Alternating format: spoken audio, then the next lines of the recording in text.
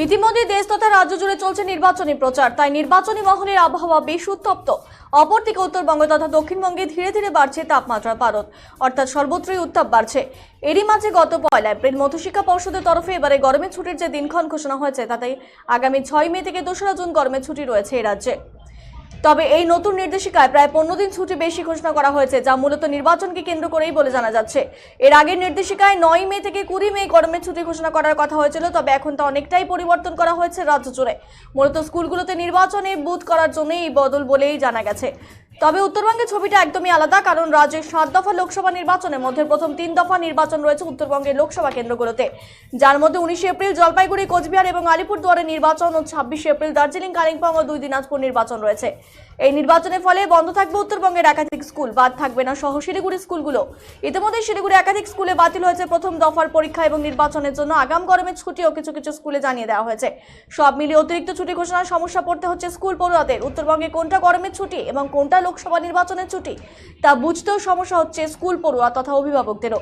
ছুটি ঘোষণা হয়েছে সেই বিষয়ে খুব একটা ভালো মতো জানেন না অনেকেই।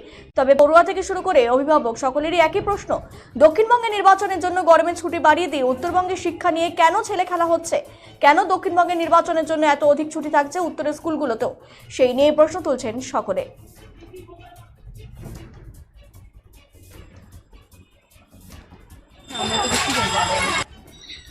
সবচাইতে বড় কথা যে 2023-এর যে ফাইনাল পরীক্ষাটা হয়ে গেল, তারপরেও সেভাবে কিন্তু কোনো স্কুলে ক্লাস হয়নি। তাতে আবার ফার্স্ট ইউনিট টেস্ট এসে গেছে, ওরা পরীক্ষা দিচ্ছে, সেখানে এই যে ওরা বসেই আছে, ওদের ক্ষেত্রে প্রবলেম কিন্তু হচ্ছে। তারপরে আবার যে গরমের ছুটিটা প্রায় 1 মাস, তারপরেই গরম তো শেষ হচ্ছে না, তারপরেও হয়তো আবার গরমের ছুটি দেওয়া হতে পারে বা ওটাকে বাড়ানো হতে পারে। তাতে এরা কতটা ক্লাস করতে পারলো যদি একবার বলি, তাহলে এরা নিজেরাই এখনই বললো যে ক্লাস বেশি হয়নি। আর ক্লাস বেশি না হলে পরে পরীক্ষার পর পরীক্ষা চলে আসছে, এরা পরীক্ষা দেবে কি করে? তা সুতরাং শিক্ষামন্ত্রী বা যারা এই বিষয়গুলো দেখছেন তাদেরকে বলবো, উত্তরবঙ্গের ক্ষেত্রে তো বিষয়টা আলাদা, ছুটিটাকে আরেকটু কমানো যেতে পারে। গরমের ছুটি বেশি দেওয়া হলো, এর ফলে বাচ্চাদের কতটা ক্ষতি হবে? কারণ এমনিতে পড়াশোনা খুব একটা লাফি উঠেছে বলতে গেলে।